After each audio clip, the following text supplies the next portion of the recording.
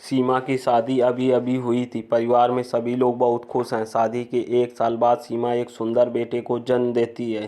बेटे का नाम मोहन रखा जाता है। कुछ दिन बाद सीमा के पति की मृत्यु हो जाती है। अब सीमा के लिए उसका बेटा मोहन ही सब कुछ था। सीमा अपने बेटे के प्यार में अपने पति के गम को भूल जाती है।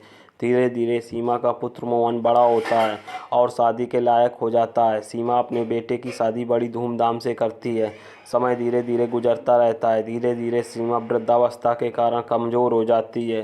धीरे धीरे मोहन और उसकी पत्नी सीमा से नफरत करने लगते हैं और अपने ऊपर बोझ समझते हैं। और एक दिन मोहन अपनी पत्नी के कहने पर सीमा को एक वृद्धाश्रम में ले जाकर छोड़ देता है, जिसके लिए सीमा अपने पति की मौत को भी भूल गई और जिसके लिए उसका मोहन सब कुछ था। जिस मोहन के लिए इतना संघर्ष किया, आज उसी मोहन ने उसे इस हाल में वृद्धाश्रम में छोड़ दिया। और आज भी अपने बेटे को किसी तरह की परेशानी न हो, इसलिए आश्रम में रहने के लिए भी तैयार हो गई।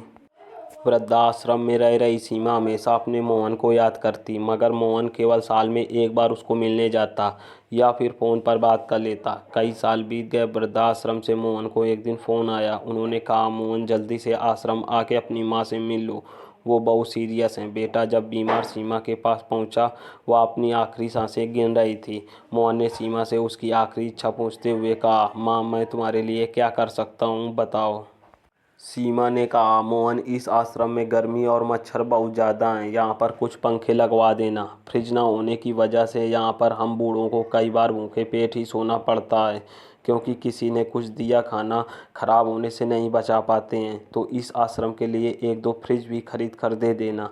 मोहन ने अपनी माँ की सारी बात सुनी और अपनी माँ से पूछा, आपने इतने साल यहाँ पर निकाल दिए, पर आपने कभी भी यह बातें मुझसे नहीं की, और जब आपके पास टाइम नहीं बचा है तब आप यह सब कह रही हैं, ऐसा क्यों?